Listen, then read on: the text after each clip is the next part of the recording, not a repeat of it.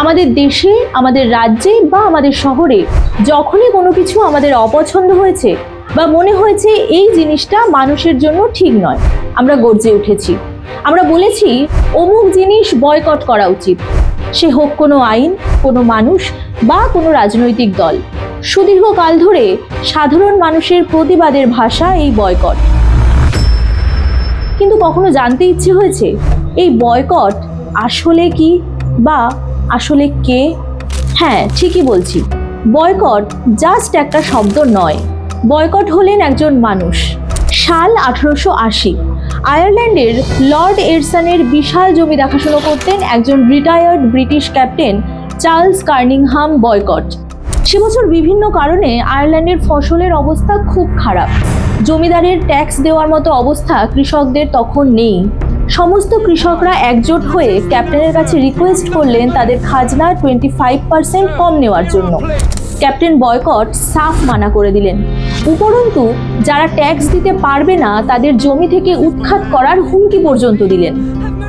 এই রকম পরিস্থিতিতে কৃষকরা বন্দুক, তলোয়ার বা কোনো রকম সহিংসতার পথে গেলেন না, কারণ বয়কট ছিলেন ক্ষমতার অধিকারী।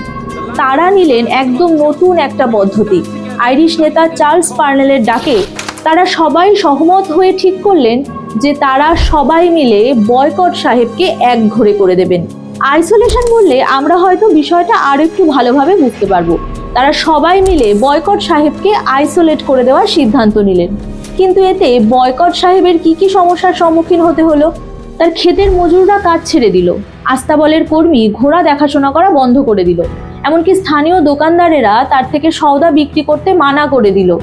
নিজের এলাকায় ক্যাপ্টেন বয়কট হয়ে উঠলেন একটা জ্যান্ত ভূতের মতো, যাকে কেউ চেনে না, কথা বলে না, তার সাথে কোনো রকম যোগাযোগ রাখে না। অবস্থা বেগতিক দেখে সরকার 1000 সৈন্য পাঠিয়ে ফসল কাটানোর ব্যবস্থা করলো। কিন্তু যে পরিমাণ ফসল কাটা হলো তার থেকে বেশি টাকা খরচ হয়ে গেল সৈন্য সামলাতে। ক্যাপ্টেন বয়কট শেষমেশ হার মেনে আয়ারল্যান্ড ছেড়ে পালালেন, কিন্তু তার নামটা অমর হয়ে রইল ইতিহাসে এক নতুন ধরনের প্রতিবাদ হিসেবে।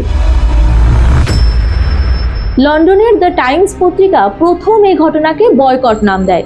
শব্দটি এত দ্রুত জনপ্রিয়তা অর্জন করে যে 1888 সালে প্রকাশিত অক্সফোর্ড ইংলিশ ডিকশনারির প্রথম খণ্ডেই শব্দটি নিজের জায়গা করে নেয়।